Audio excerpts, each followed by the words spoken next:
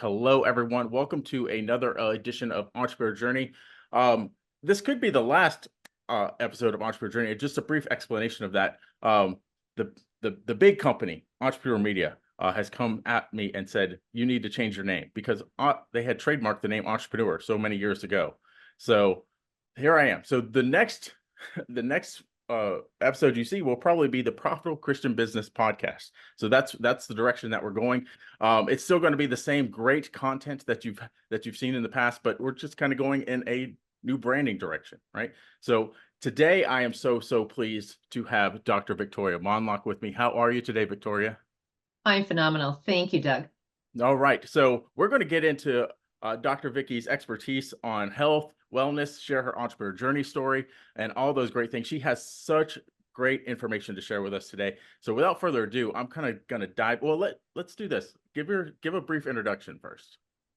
Well, thank you. I'm Dr. Vicky Mondloch. I am a retired wellness doctor, but started life as an OBGYN. I did research before medical school, then did OBGYN traditional, then morphed into private practice where I added complementary alternative, regenerative, and energy medicine. So I could really surround my patients with multimodality approach. Nice. Well, we're going to dive into all of that. But what I like to do at the very beginning of episodes is kind of get to know the guest a little bit better. Let's not be all business and all buttoned up, right? Let's kind of get to know who you are a little bit. So I have some questions around that. The first one is, outside of your professional life, what are some of our hobbies or activities that you enjoy? Well, we're a marine family, so we enjoy the water. We have been boaters since, both my husband and I can remember. We had a sailboat on Lake Michigan. We've done sailing, diving vacations. We're both scuba divers. We dive with our adult children at dive destinations, mostly in the Caribbean. But my daughter was at one point stationed in the Pacific, so we did some Pacific ocean diving as well. Oh, wow. So I have a question because my family's going to Hawaii this summer. So have you dove in Hawaii? We have not dove in Hawaii, but we did do the open ocean kayaking trip around the northwest tip of Kauai, which I highly, highly recommend. Okay, I will have to check that out. I'm a nature guy. Like, I know there's lots of attractions there and everything else, but I am all about God's splendor and seeing it on display. So that's what when I go on vacation, that's what I like to soak in. Just give me a good book and somewhere out like where I can see this amazing vista, and I'm a happy guy. So my next question for you is, what is the best piece of advice you've ever received? Well, that's very interesting because it depends on what point in my career I received that advice.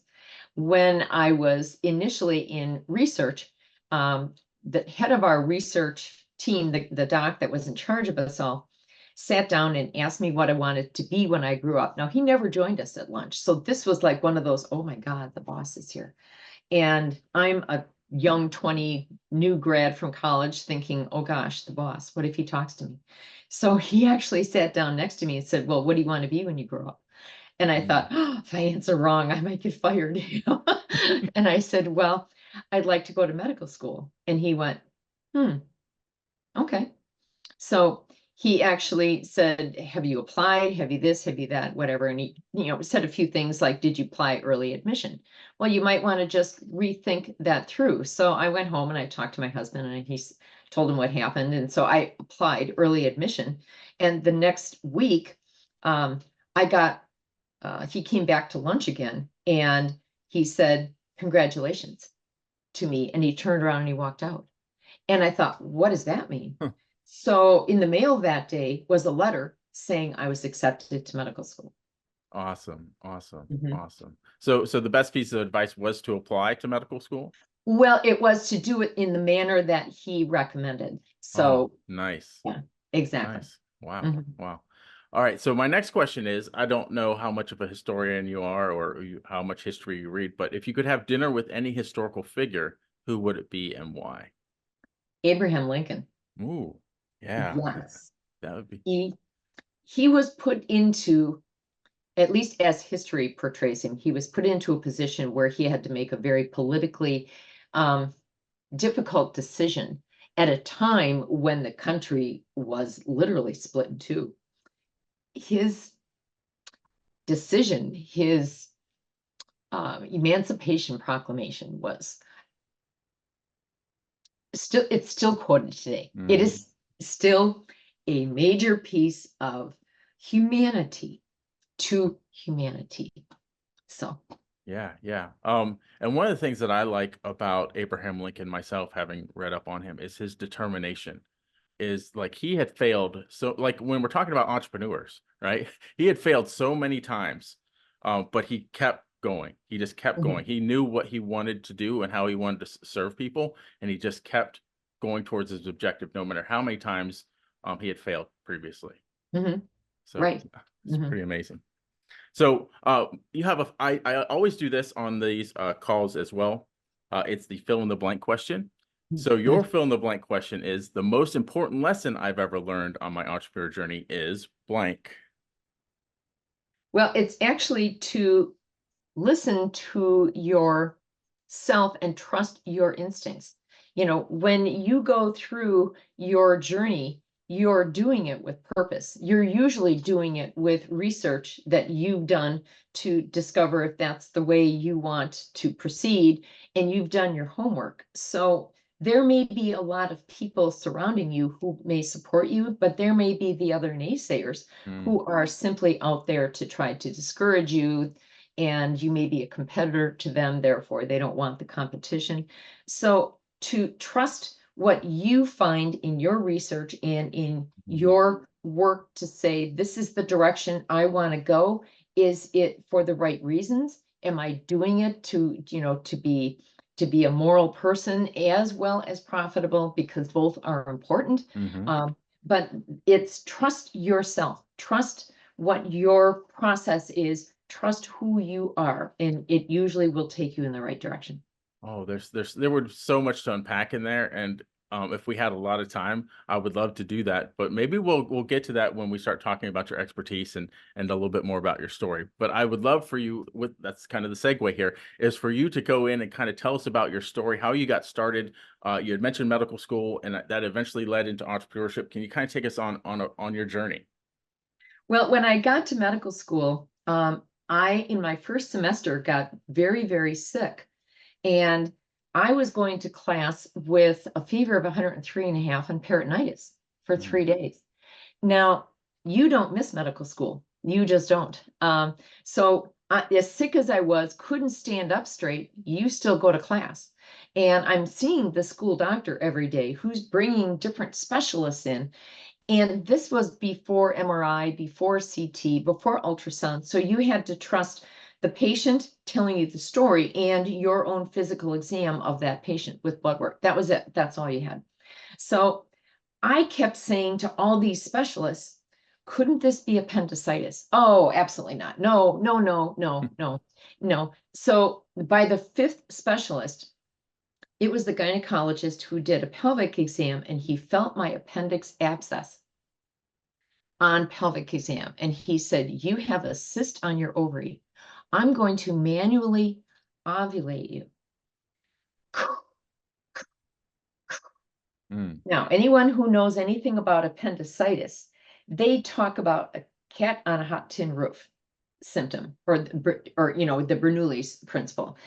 So when you press down on an abdomen and you let go, you want to grab the ceiling, because it hurts so acutely and so intensely when they let go that you just want to grab anything within sight, curl up in a ball, and just, you want to die. So when he did that and he finished, I mean, I couldn't even move. And he walks out of the room. Don't you feel better? Like he's just done this marvelous thing for me. Well, 10 minutes later in class, it ruptures. So now I'm starting to go into shock because this abscess is now spilling into my abdomen. And I get taken to the operating room, and the chief of gynecology of the whole medical school is going to open me up and be my savior, poor medical student in distress, right? So as they're wheeling me into the operating room and my husband is standing right there, he says, do you have any questions? And I said, I do. Why is my diagnosis a twisted ovarian cyst when I have a fever of 103.5 and peritonitis? And he grabs my hand and he goes, now, dear, that's why I'm the staff and you're the student. Mhm. Honest to God. So they wheel me in, and guess what they find? Pus Mm. all over my abdomen. I die on the operating room table. They have to bring me back. I go flatline Wow. because of the infection. It had gotten to that point. So they have to call in a surgical team to take over what they started. And I never, ever had that surgeon come back to my bedside to tell me, what happened. So when I wake up the next day, it took me 36 hours to wake up from anesthesia. I have an NG tube in place, dual IVs going, and there's a gentleman sitting at the end of my bed who straightens up and gets his tie right. And, he goes, I'm so-and-so from the medical college. I'm here to tell you, you missed your exams and you will be getting an incomplete. And I'm like, excuse me? You look like St. Peter to me at the end of the bed. I'm just coming out of anesthesia. What did you just say to me? So literally, I had to be back in class 8 days later, 8 days, because I had to be. Mhm. And I had to make up the classes, the exams, and because you just don't miss medical school, right? So that was my first foray into, does medicine really take care of its patients? Does medicine really know? This is a hard one to say. Does medicine really know what it's doing? Mm. Okay. So I almost quit. And I thought, no, be the change agent. Do it right. So I got into I got out of residency, and when I was first 6 months in my job as OBGYN with a group, I'm pregnant with my second daughter. Well, I go into a bowel obstruction on 2 days before my due date. So I am full-term pregnant, working full-time, and I go into a bowel obstruction, which I didn't know if this was labor or a bowel obstruction because I can't check myself. So I go in and my doctor tells me, this is not labor, this is a bowel obstruction. So we get the baby, get my daughter delivered. Bowel obstruction does not go away. The surgeon doesn't believe me that I'm in pain. So he tries to give me, instead of pain medication, he tries to give me a sleeping pill. So, which I refused. I said, wait a minute, to the nurse. You see this NG tube? I'm supposed to have nothing by mouth, not even a sip of water, and you're here with a sleeping pill for me? Well, the surgeon wants to see if your pain is real. What? Does he think I'm drug seeking with a newborn baby? Really? So, long story short, the next day I spike a fever. They have to take me back to the operating room. I said to the chief resident, you have to be in on the surgery because you're my eyes and ears. He won't tell me what he finds, the surgeon. So I wake up from anesthesia, and the chief resident says to me, you died on the table. That was the second time I died on the table. And he said he opened you up and your bowel was black.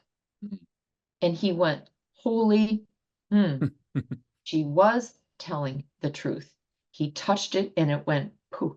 It disintegrated because it was gangrene. Oh. And that's when I flatlined the second time. So he didn't even come back to see me for 5 days post-op. Wow. So that was twice that as a female, and I'm just going to say it right there for everybody to hear. Yeah. I was dismissed for my obvious symptoms of what was going on. And I was told by the MD in charge, that's not what you have. You have this, not this. And both times, even though they were shown they were wrong, they never came back to admit it. And I thought, what is medicine? This is crazy. How did it get this crazy? Are we that arrogant that we cannot admit that we might have made an error in judgment. Wow. So blame it on the patient,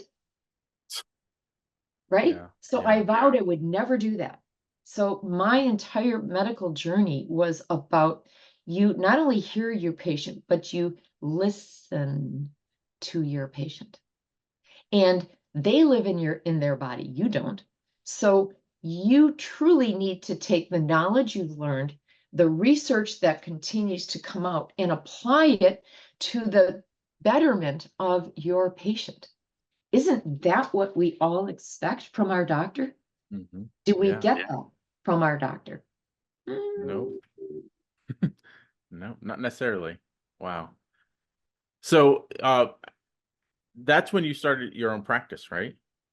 Well, I started my own practice after 16 years of OBGYN, traditional OBGYN, the busiest obstetrician for the entire hospital system. I know because I kept the stats for the hospital.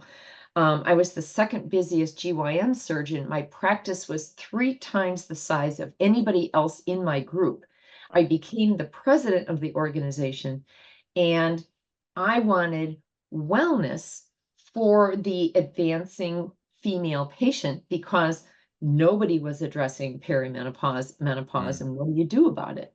And I was going through my own perimenopause journey, which I didn't understand what this was and how do I deal with this. And my office manager said to me, well, if you don't understand, how do you expect your Mm. patients to understand? And it was like, light bulb. Wow, she's right. So I wanted wellness services. We put them in place, and women were actually coming to the office. Now I'm talking mid 90s, when a $20 copay, when insurance was king, was like, you have to pay $20. That's ridiculous. My insurance should cover 100%. You know, that era. So we had a program where women come in, take only a half day off work, get all of their blood work, their mammogram, get their annual exam, have a heart healthy breakfast, get a massage, meet with the Wow. exercise physiologist, meet with the dietitian, and you just went station to station to station. And it was this round robin. Everybody hit all these stations. And at the end of your half day, you actually had all those results compiled and sent back to your primary. Wow. So you didn't have to do it, right? So women were writing checks for $500. The same ones that would complain about the $20 copay were writing the $500 check at the front desk. So we had a corporate meeting, and my partners said, we have to get rid of this wellness program. It's fluff. I said, excuse me? Do you realize what we are doing for these women? Do you realize how many women they're telling we are booked out until, yeah, but we're not getting more surgeries from this. We're Mm. not getting more procedures. You know, we're actually losing money because we're paying the salaries of these people and whatever. I said, you are improving the health of the very patients you've just taken care of for the past 10 to 20 years, delivered their babies, done everything you could do for them in their menstrual career, and now they are needing us as they progress into menopause. No, they can go on elsewhere. We don't have to do that for them. And we took a vote, and it was, I'm the president of the organization. I'm the only one who voted to keep the program. And I Wow. said, I quit. I quit. And I wrote on a piece of paper, I quit. And I put it in the middle of the table, and I walked out and went out on my own. So the past 20 years after that, what I really did was think, okay, now that you made your point, now what are you going to do? And I thought, I'm going to do what I always said I was going to do. I'm going to take care of women where they are. And there is no science in women's health. So why don't we put the science back into women's health? There's no emphasis on optimal health. There's only emphasis on, oh, you have this symptom, I can cover it up with this pill. And when it gets bad enough, I can do surgery on you. Well, enough. Nobody wants that. So I did consented research on my patients. And my approach was not, are you in normal range for your hormone levels, but are you age Mm. appropriate for your hormone levels? And women would literally, and it was research based. I was following American and European literature. And women would come in and say to me, Doc, I've got my Moxie back. I Mm. feel 15 to 20 years younger than my stated age. Can you do this for my husband? Sure, I can. Bring him in. Can you do this for my parents, for my children, for my brothers and sisters? So we had whole extended families, and we were doing consented research, and I'm following male and female hormone levels, developing the norms for age appropriateness, but then taking it to the next step and saying that's one hormone group on a four-legged hormone chair, Mm. the foundation of your health. So the body is not a silo of male, female hormone over here, thyroid hormone over here, how your kidneys, liver work over here. That's not how the body works. The body is this intricate machine that has to work together, and it all has to function together or we get problems. Mm-hmm. So those four hormone legs of a chair have to balance. So that's what I would do, is balance, not to just are you in normal range, but are you in optimal Mm. range? Because if you're in optimal range, guess what? You prevent Oh, this. wow. And Wow. nobody tells you that. Mm-hmm. So you heard it here. There you But go. right, but it's consented research. And if patients are telling you they feel 15 to 20 years younger than their age, wow, that's not me telling them, they're telling me. So literally, I was getting patients off their medications, and they were literally having so much more energy that they were doing things, vacations, things with their family, with their kids that they had quit doing. And so family became focus again for a lot of these people, as it should be. Mm-hmm. And what's wrong with that? Right, right. Wow. Wow. So I have a lot of questions, and I kind of want to back up to near the beginning of what you were talking about before. I'm just imagining that you were a med school student. So if a normal person that did not have a medical background had gone through the what you've gone through, like dying on the table, even, let alone twice, right, or just one time, they would have a huge fear of hospitals and a huge Mhm. fear of medical facilities entirely. So, I don't know if I really have a question, but maybe if you could just speak to that a little bit, is about how that is preventing. That's also preventing people from wanting because they have a fear, right? Oh, absolutely. They have a distrust. Mm-hmm. It's not just a fear, it is a distrust. I trusted this professional. I gave them my health, and they gave me dishealth or Mm-hmm. unhealth. If you, that's not really a word, but they took away my health. And I have no recourse because there are states that are no fault states. And the really sad thing is that we expect our doctors to be the pinnacle of knowledge on healthcare. Mm-hmm. But what has changed since the mid 90s is that doctors, and obviously I went to medical school in the 80s, so this didn't really pertain to this, but independent docs were for the most part more responsible to their patients because their patients could walk and go to the doctor Mm-hmm. down the street. Okay. These days, since the mid 90s, realize this statistic: 77% of doctors work for hospitals or insurance companies. Well, what does that mean? That means they have a boss Mm-hmm. who tells them what they can order, what they can do, what they can't do. And so when one of my patients would go back to see their doctor and say, well, I'd like you to order my blood work, they would get the answer back, I can't go there, because that system has a rule that we can't order hormone blood work. We won't allow you to. Oh, insulin, we won't allow you to order that.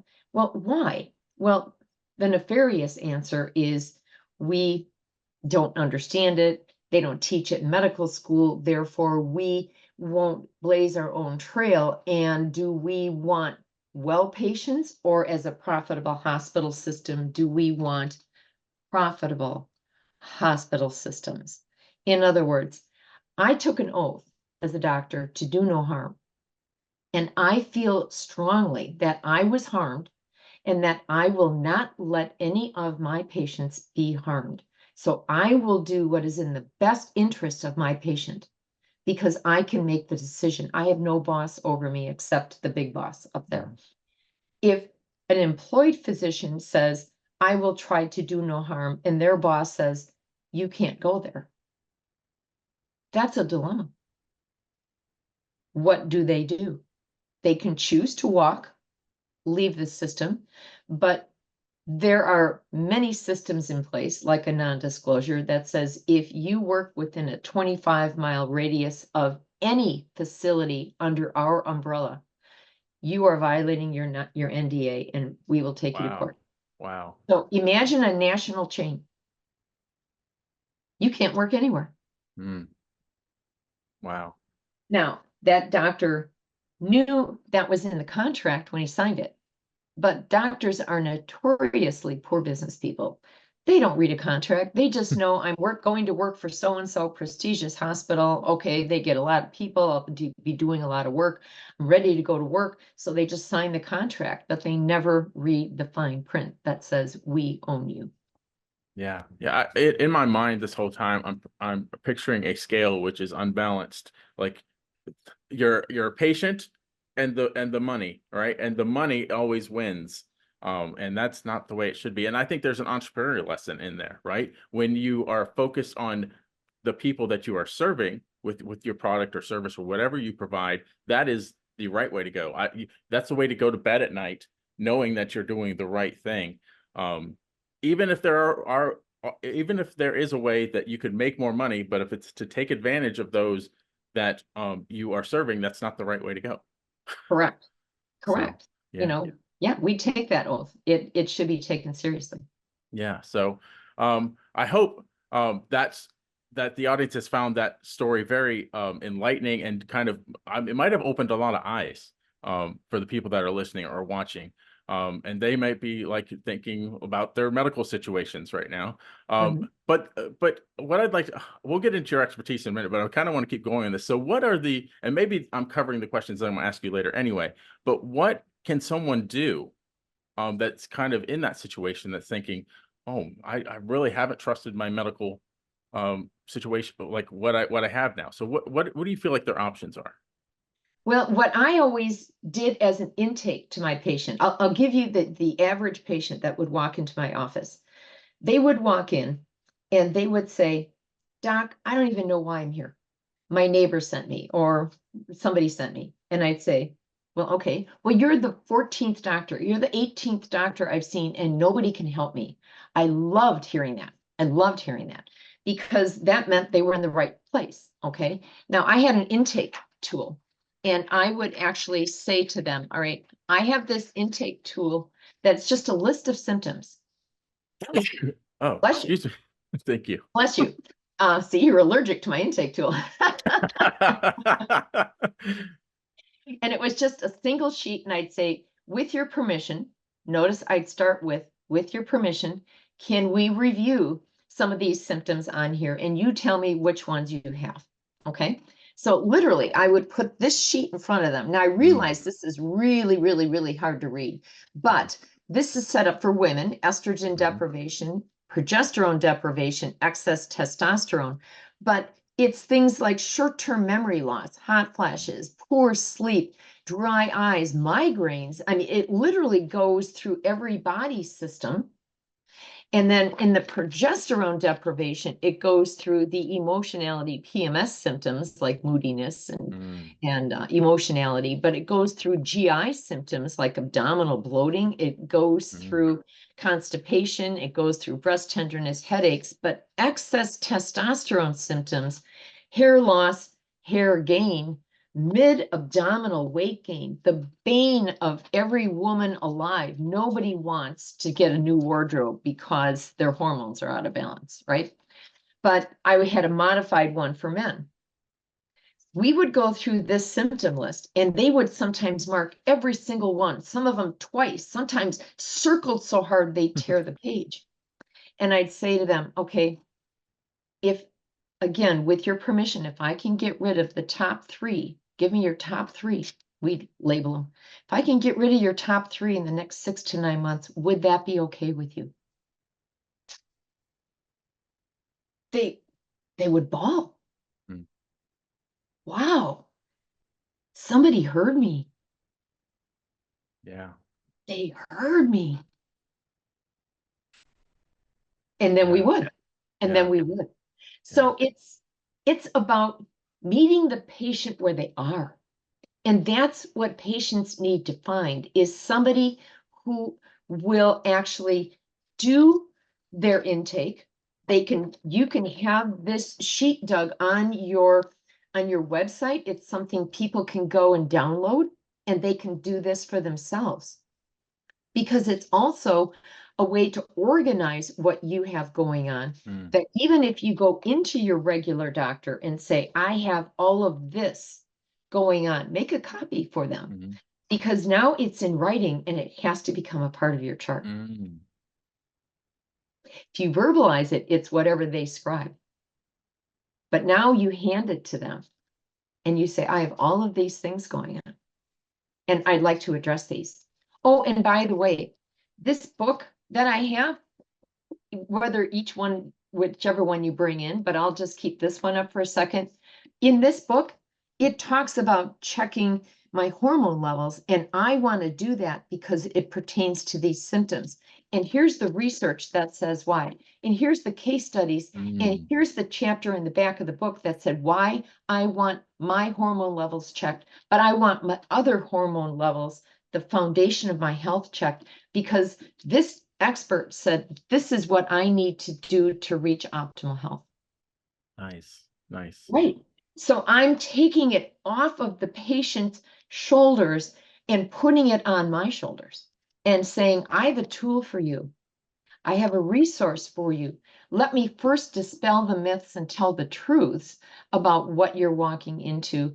And now you are further educated and empowered to walk into your doctor's office and say, this is what I want. This is why I want it. Oh, and by the way, you're now on notice. Here are my symptoms that I'd like to work on. Now, who's in charge? Right. The patient, which it should be. Exactly. You know, most patients, if you have 10 things on there, you're not going to remember 10 things. The physician's going to hear the first 2 or 3, turn to the nurse in the room and say, oh, well, she's got abdominal bloating, set her up for a GI. And well, I'm not finished. Well, if you have more things to say, you'll have to make another appointment. How many times have we heard that? Right? Right. Many Yep. times. Instead, you're handing them your concerns. You're being very polite. You're being very organized. You've done it in 10 seconds and you've gotten everything out. Wow. Yeah. Nice. Nice. What's wrong with that? So I imagine that by the end of this interview, we're going to also give reference to that about where they can get that, right? So Absolutely. so that'll be Absolutely. awesome. Yes. We have a secret question, and I feel like you've kind of already answered it, but I want to ask it anyway because it's a great clip on the YouTube channel. So, what is the secret to maintaining a healthy lifestyle over the long term? Balance. Mm.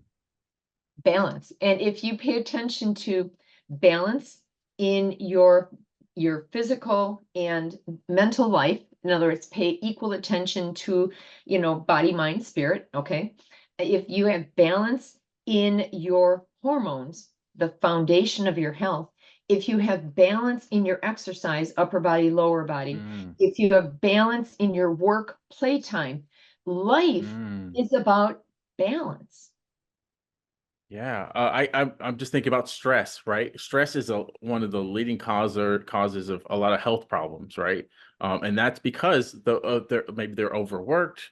Um, if you can eliminate some stress, you can eliminate a lot of that as well. So Right. And realize, because I haven't even said this yet, but cortisol, AM cortisol, is the stress hormone. It's one of the 4 legs of the chair of your optimal health that has to be properly balanced with your other 3 hormone groups. Wow. Wow. So my next question for you, let's talk about hormones a little bit more. Can you explain the importance of hormone balancing for both men and women? Well, again, it's not about are you in reference range? That's what we've all been told. Are you in range? Are you out of range? And the unfortunate part of what that statement is that if you are in that range, there is no wiggle room for, gee, but am I appropriate for my age? Mm, Let me mm. give you an example. I'm going to pick on you, Doug. Your Okay. age is what? I'll be 50 in July.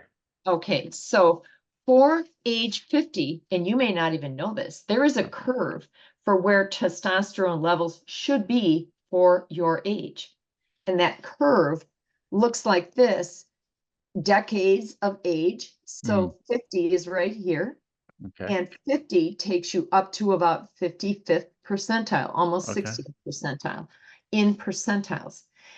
The way medicine works is they say the reference range for testosterone, and I'll just make this up, okay, is 300 to 800.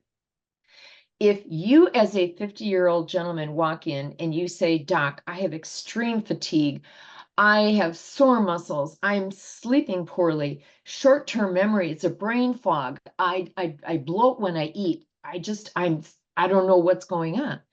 And he'll check your testosterone and go, well, you're in range. Everything looks good. Well, what if in that range of 300 to 800, you come back at 310? Mm, right. That's less than first percentile. Yeah. Is that the 50 to 55th percentile that I showed you on this graph? No, no. But they don't know about this graph. Hmm. And this graph is a formula that's published. So I didn't invent this formula, but I invented the graph for women's hormone Mm, levels based on 20 years of my consented research on my patients. But this one is a known formula that's the degradation of testosterone over time. So when you're 100-year-old man, you mm, should still have 20th mm, percentile free testosterone in your body. Well, if you as a 50-year-old come back with less than first percentile, what is wrong with that picture? If it's one leg of your hormone chair, is it stress, one of the other legs? mhm, Is it insulin in your pre-diabetic over here? Is it actually thyroid over here? mm, Those are the four main hormone groups. And when I would have a patient come in and say, Doc, here's the labs my primary just did. I just had my annual blood work where they check everything. And I'd look down and I'd go, well, your doctor gets a D minus. What? What are you talking about? Well, where's your female or male hormone? Where's your cortisol? Where's the vitamin B12 that supports your cortisol? Where's your insulin? In other words, the only thing on there was the token TSH for thyroid, but the rest of the thyroid panel, how the thyroid works, the protein that goes out to your body, whether you make antibody against it, all of that's missing. It's like what I call the teenage look when you tell your kids, go look in the closet for such and such. And they open the door and go, nope, not in here, close the door. mhm. And they call that a really good annual check. No, no, no. You got to open the door, you got to look. You Mhm, have to actually look. mhm. But that doesn't happen because that isn't profitable. You only do the really simple things that give you that very, very little bit of a thumbnail sketch onto what might be happening. But let's not really look because we really don't want to know. Yeah. Like we have this appointment is 15 minutes. We need to get the next person in here. Well, and many times, here's another thought for most people listening, is the doctor has never looked at the labs. The assistant has, the nurse has. And all they're taught to do is to go down and see if anything falls out of the reference range. Mm, And that's what they're going to address. They don't see that you're right on the verge of something. They don't notice that. They won't go there because it's not out of range. So notice the yeah. difference between in reference range or are you age appropriate versus optimal. So I always took people to age appropriate, optimal, because I would say, when they were sitting in front of me and we're going over labs for the very first time, I would say, all right, I'm going to ask you a really important question. And they'd straighten up. Okay, I'm ready. I said, do you want good health or optimal health? Well, optimal. I'd say, all right, roll up your sleeves because we have a little work to do. Yeah. Yeah. I love that word optimal because I kept comparing in my brain every time you said range. I was like, range isn't what I want. I want optimal. Right. And that's what most people should want. Right. But you have to know that that's not where the healthcare provider is Hmm. coming from. Okay. They just want you good enough. Hmm. Good enough. You're good to go out of my office. Hmm. So, but your body is your best asset. We take better care of our car than we do of our body. If you heard a knock going on in your engine, you would take it to the mechanic and, say, I need you to find the knock in here. Oh, well, it's probably an oil change. Let me change your oil. Well, they changed the oil and you still have the knock. Wait a minute. And it come back, well, I changed your oil. There's nothing else to do. Well, you going to take that? We take No. that with our health, Yeah. our most prized possession. We don't question because we think that we are getting the best there is. Well, we aren't. We're getting very mediocre basement level medicine. And that's because it's not profitable to dig deeper. So I'm a root cause person. I'm one that Mm. will say, okay, I don't like this association on these four hormone groups. So I'm going to dig. Why is this happening? And root cause just is not there for most medical appointment visits. They just say, oh, you're in range, out of range. Here's a pill. Or worse yet, what happens to a lot of women is they'll take the symptoms on here, like, oh, you've got short-term memory loss, you've got poor sleep, you've got bloating, you've got muscle aches. Oh, well, you must be depressed. What? Where in any of that did you get depression? I'm working full time. I've got 5 children. I'm doing a second job. I'm Mm. depressed? No, well, you must be depressed. I'm going to start you on this medication. Mm. So they take what they feel is something they're comfortable with and they label you regardless of what you just said is going on. And then lo and behold, it doesn't work. What a Mhm. surprise. Doesn't work. Oh, well, we'll just raise the dose. Oh, it didn't work again. We'll just Yeah. add another medication to it because that'll really make it work. This may not be true, but I would just like your take on it. Do you think there's ever a case where it's it starts with in the head of the doctor of the medicine before it starts with the patient? Meaning, like, okay, I have this medicine, how can I apply it? I think there is some of that. I Yeah, really hope there is not a lot yeah, of it. But back in the day when medical reps could come into a doctor's office and incentivize them with a golf club membership or whatever, then that was more commonplace, which is why they got rid of many yeah, of those practices. yeah. That's good. I'd like to dive in just a little bit because I know there's might be some people that have medical businesses watching that, and you have a lot of experience in that arena. So, can you just talk about what some of the challenges that you might have had in running a medical practice and how you kind of navigated those? Well, one of the most challenging was medical record keeping. Mm. And in order to have insurance companies pay you for what you were doing, there were just this mountain of criteria that you had to actually match and fit in order for an insurance company to pay you. And what most patients don't know, but businesses are well aware of, that if a patient comes in and you give me your symptoms and I tell you, okay, I think you've got the common flu, take vitamin C, drink plenty of fluids, get plenty of rest. Oh, by the way, here's glutathione to take once you start feeling better. It'll help you clear junk out of your muscles. I haven't written a prescription, so I will get paid less Mm. by the insurance company because I do not write a script. Versus if the doctor in the same appointment would say to you, oh, I'm going to write a script for you for an antibiotic. And I want you to take it for 3 days. And if you don't notice any difference, you can stop it. But I'd like you to take it for 3 days. The fact he wrote a script means he gets Mm. paid more for that visit Mm. because it's a higher level visit.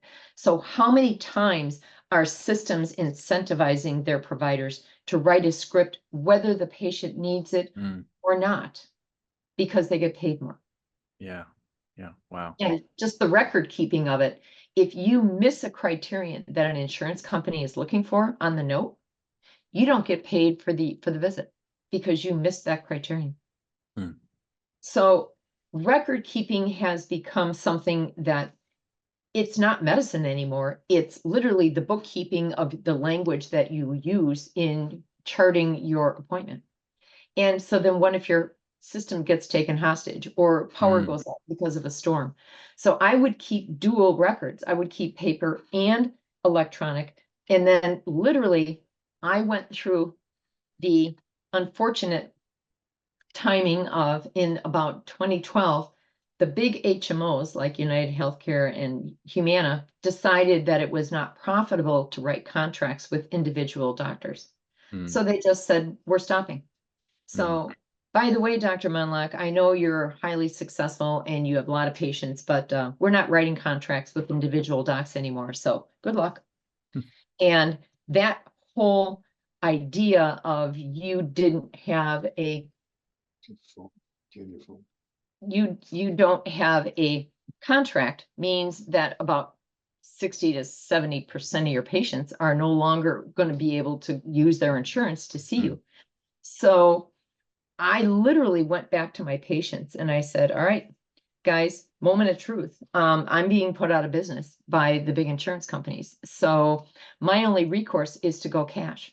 Hmm. And they went, about 70% of them went, well, okay, what would you charge? And I Hmm. went, you know what? I don't even know because I haven't thought about it. Hmm. Well, let us know. And I gave them the price and they went, no problem. Okay, let's just keep going as because nobody does what you do. I am willing to pay for the value added that you give to me because you offer me something I can't find anywhere else. Yeah, there's an entrepreneur lesson there too, right? And like the price is relative to the value that you offer, right? If you're really making a difference to someone, to the person you serve, they are willing to pay for it because they'd rather pay a little bit more for something that they can count on than something that they can't, than something they can't, right? So. Right, right. Sorry, that was my husband walking. No, it's all good. I love how you just kept rolling. It was it was really good. So thank you so much, Dr. Vicky, for this awesome interview. I know there are resources that you want to point people to. Can you just kind of talk about those? Certainly. Well, and again, I've written two books. I'm writing my third, which is between these two books, and then a fourth book, the men's book, is coming, I promise. But my first two books are Blossoming, Becoming a Woman. This is written for the adolescent, the very first Mm. forgotten female patient in medicine. We simply dismiss their complaints, we put them on the pill, and they're not able to make their own healthcare decisions. So their parent, usually their mother, is accompanying them. So I wrote it as a mother-daughter guide Oh, nice. because they both need to understand what is going on and the hormone swings that are happening. And adolescent girls want to understand, why do I have bad cramps and migraines with my period, but my best friend doesn't? Mm-hmm. Well, we're both being put on the pill. That makes no sense. So they're going to go to Dr. Google and they're going to ask Dr. Google on their phone, what causes cramps? What causes, So in other words, I dispel the myths and tell the truths about what that could mean. And it might be early endometriosis. And how do you look for that? How do you start managing it early versus waiting until it causes problems with infertility and adhesions when it might be too late and you have to have a surgical resolution? So I talk about eating disorders. I talk about the research. I talk about diet and exercise, of course, case studies. But again, the last chapter in this book is how to talk to your doctor. The second book I wrote is the second forgotten female, the ones doctors kick out of their office because I can't do surgery on you anymore. The perimenopause, menopause, postmenopause person. And we're given disinformation that hormone is bad for us. Well, actually, it's our lifeblood. We don't suddenly wake up at age 50 when we enter menopause, and hormone has been so good for us over here, and we suddenly wake up at age 50 and it's suddenly bad for us. Wait a minute. We're the same body. We simply woke up one day later. It's not that it's bad for us. It's that American versus European research, which have diametrically opposed results of the research, looking at it the same way. then where's the truth? So I dispel the myths, tell the truth, talk about both research approaches, talk about, again, case studies, symptoms, talk about the decades of what happens to a typical 60-year-old, a 70-year-old. When does postmenopausal breast cancer happen? And know that hormone is not causing it in most cases. Right. Okay. And then how do we prevent Alzheimer's, as I showed you before? But again, the last chapter in the book, how do you talk to your healthcare provider?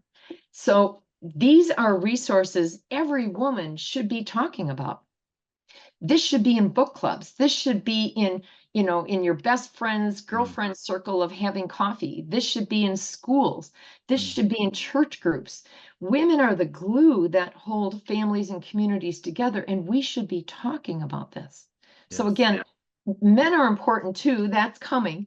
But women are literally many times not heard, and they're basically considered second-class health citizens. Oh, they're resilient. They'll get over it. Well, wait a minute. Is it because we just don't complain enough, or because we're that manipulated that we're all depressed, therefore we should all be on antidepressants? I don't buy that. No way. Root cause. That's right. So we'll provide links to both those books below. And they're on Amazon. They're on And I will send you the link that you can post again that will show both books with a link under each book directly to Amazon. Okay. So on the show notes, or in wherever you're watching this or listening to this, it'll be either in the show notes or the video description for you to click through those links. We mentioned that chart. Do you have a way for they can get that chart? Yeah, I can send that to you as well. And then I'm just going to say one last word is that in my retirement now, I am doing business consultancy to help small business owners who are the most stressed to be able to take this system of optimal health to their employees. So know that I have a system. I'm working with other business consultants because healthcare consultancy is usually not something most business consultants have in their toolbox. And I take my system, and I won't prescribe, but I can give the recommendations for optimal health based on my 20 years of research. And why not take this to the masses? Take this first to that business owner that needs the help the most, the small business owner. I love that you mentioned that. I'm glad. I was hoping you were going to bring that up because we had talked about that previously. And I just want to note to the business owners out there, like, how much more effective are your teams when they are healthy, right? So what Dr. Vicky provides is a way for not only, I mean, let's take care of our people, but it helps make your business more efficient. And when your business is more efficient, it makes it more profitable, right? More productive. And now you actually have an increased employee retention because they're not sitting in a doctor's office and feeling frustrated, and my employer, doesn't care. He gave my work flow to somebody else today, and I'm coming back in and I'm picking up a mess from somebody who didn't know what they were doing. So keeping your employees at their job, keeping them productive, keeping them happy and healthy is going to keep the employer having increased productivity, increased retention. You're just going to all have more time to spend with family and have a better quality of your work life and personal life. Well, one last question around this. What is the ideal business size, et cetera, for your service? Well, no business is too small. Let me put it that way. But, with a larger company getting information disseminated to a large company, I'm starting small, like the 50 employee or less, just because this is my initial foray into doing this in a business setting. And I'm trying not to bite off more than I can chew. Nice. There's an entrepreneur lesson there too.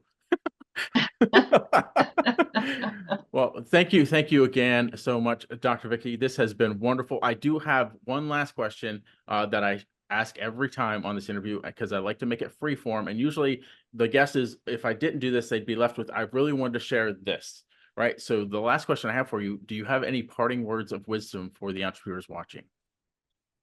Trust your instincts. You have good instincts. You're the expert in your field. So know that your expertise is something that your competitor may not have. Trust that and go with it and expand it and take it to the next level, because you are the expert in the room in your field.